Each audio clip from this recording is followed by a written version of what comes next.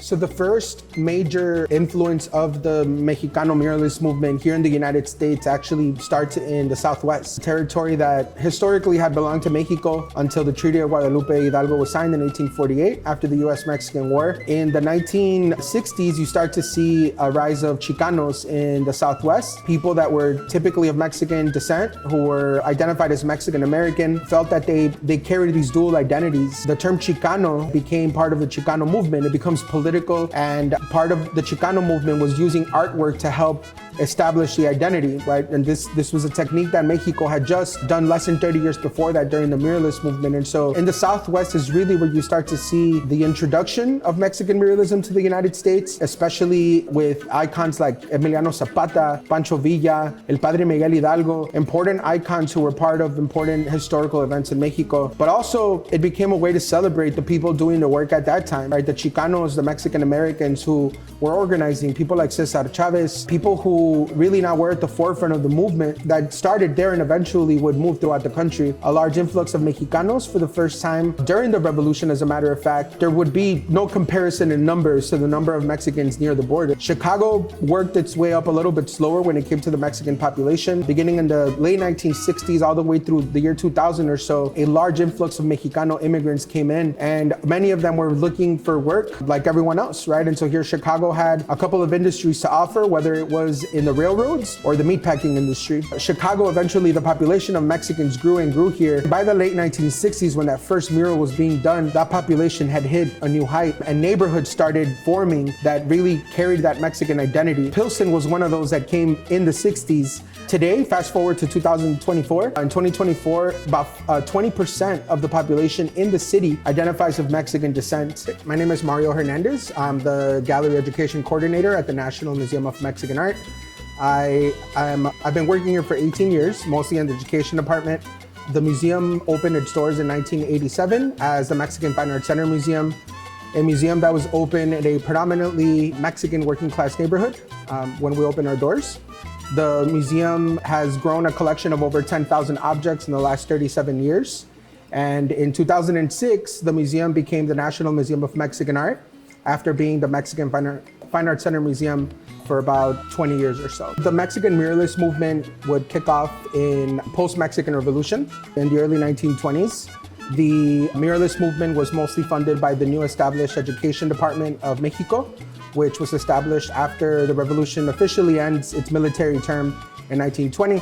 The new Education Department, which was led by Jose Vasconcelos, who was also an artist himself, was looking to use artwork as a way to create tools and to send mass messages to the public. So muralism would become a way to not just talk about the history of Mexico, to talk about wars and to talk about the conquest of Mexico by the Spanish, but it was also an opportunity for this new established government to teach people about the history of Mexico, to teach them through the artwork, through the stories, but also as a way to create trust in this new established government that would be put in place after the Mexican Revolution ended. So the original goal of the muralist movement, again, was to establish a little bit of knowledge, a little bit of history. Mexico, through the revolution, unfortunately, had a very high illiteracy rate.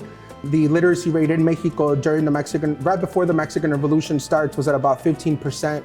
And although Mexico was able to double that in less than 25 years, the issue of illiteracy was still there, right? And so how is it that you teach somebody something, or how do you present an idea to someone without being able to read and write? And so artwork becomes a natural way to communicate with people. The artist Jose Vasconcelos, again, which was put in place as a leader of the Secretary of Education at the time, was seeking muralists, and we're seeking artists that, first of all, already knew how to paint murals, that were somewhat familiar with the fresco technique, right? And so a lot of those artists had picked up some of those techniques in Europe during their training. One of those artists, of course, was Diego Rivera. And Diego Rivera at that point had brought the fresco over to Mexico and introduced it to other artists as well, right? And so you have somebody who is willing to paint the history of Mexico and help establish that trust between the new government. Muralism was also a way to build national pride, right? And like any other country that goes through a war, especially in this case, Mexico had gone through a revolution, it becomes a way for Mexico to rebuild itself. And so countries need the time to rebuild themselves after a long, gruesome, bloody war, not just physically, but the identity of the country itself. The first mural that was painted in Pilsen here in the neighborhood was back in 1968. As a matter of fact, that first mural was done by the same artist who painted this painting here behind me. His name was Mario Castillo. Mario Castillo would paint this mural in 1968 that was titled Metamorfica. Unfortunately, that mural did not last long. It was destroyed within about 2 years after the mural comes up. The building was destroyed, so the mural went with it, right? Which highlights some of the cons of painting outdoors, right? That you don't know exactly how long that mural would be up. Mario Castillo would basically spark this interest in a movement of murals that was heavily influenced by the Mexican muralist movement. And so a lot of the original murals were featuring Mexican revolutionaries, presidents, historical figures, people who were involved in Mexican politics. And eventually those murals would spawn off artwork that was also influenced by pop art later. And so a lot of the murals that were found on places like 16th Street here in Pilsen were murals that were reflecting more of graffiti and pop art. And so this is something that we see heavily today in some of the murals that are being produced today here in Pilsen. So Diego Rivera would arrive to Detroit in the late 1920s for the first time. When he was actually hired to paint the murals in the Detroit Institute of Art, which are still there today, he got an opportunity to spend a couple of months traveling the Ford plants, which were already running an assembly line. And there's stories about Diego being fascinated by the assembly line, fascinated by the technology that Ford was using at the time. Ironically, Diego had always been critical of capitalism and imperialism, right? And so, but he was fascinated by this new technology, right, that was producing. After Diego learns and spends time with the people, with the masses, he's able to generate a design that he would work on at the Detroit Institute of Art. And very similarly to what was happening in Mexico, the people that were being depicted in those murals were working class people, everyday people, right? And so Diego took a very similar approach to what was happening in Mexico already.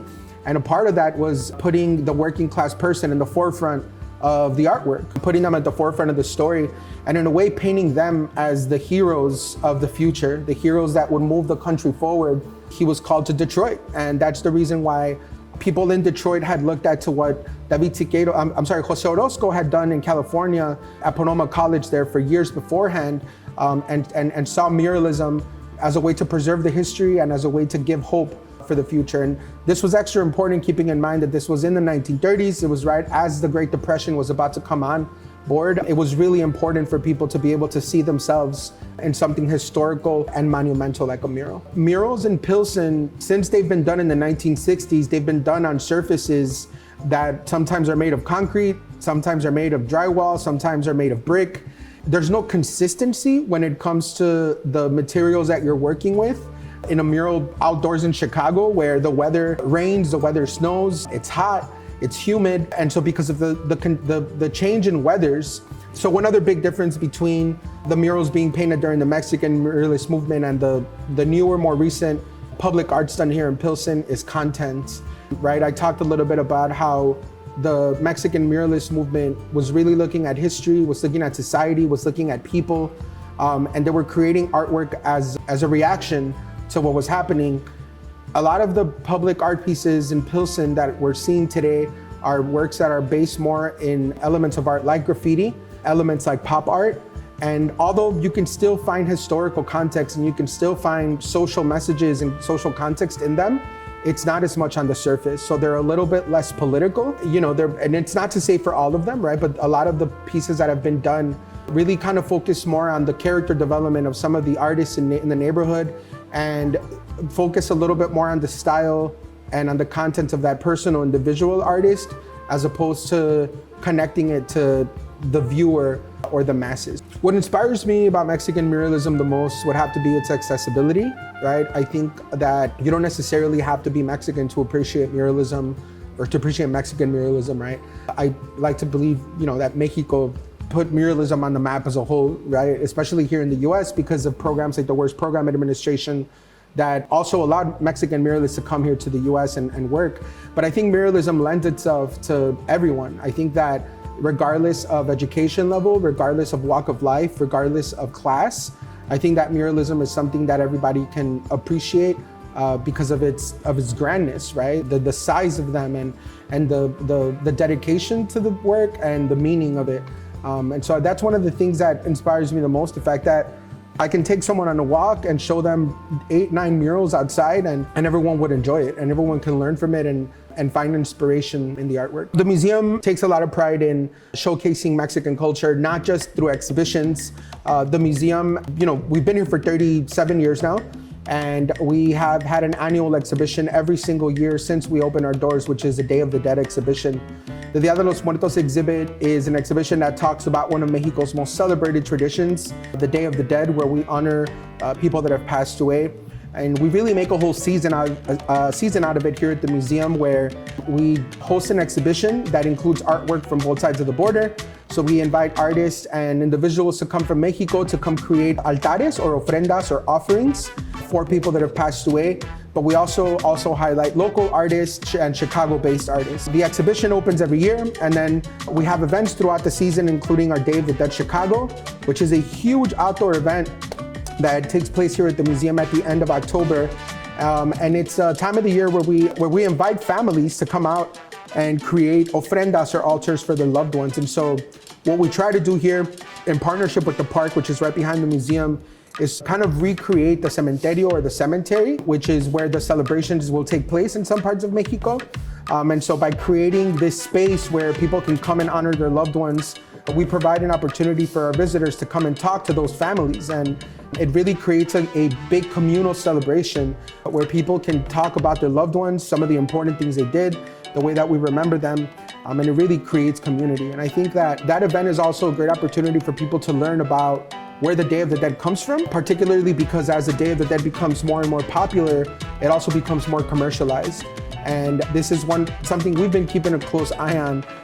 With the commercialization of the Day of the Dead and its popularity, it's more important for us to remind people why the tradition is important, who really celebrates it, and why it exists, right? And so that's just one example of many events that we host throughout the year, including our annual event that celebrates children, which is known as Festival del Niño, or the Festival of the Child, which originally was celebrated in April. In Mexico, El Día del Niño is an actual celebration that happens at the end of April every year, where kids are celebrated in schools and libraries and in their communities. But unfortunately, because we live in Chicago, we can't have an outdoor event at the end of April because of the weather, and we don't really know if it's still gonna be cold or if it's gonna rain. And so we pushed this celebration to June, more as an end of the school year celebration, and that is set to happen on June 8th this year here at the museum.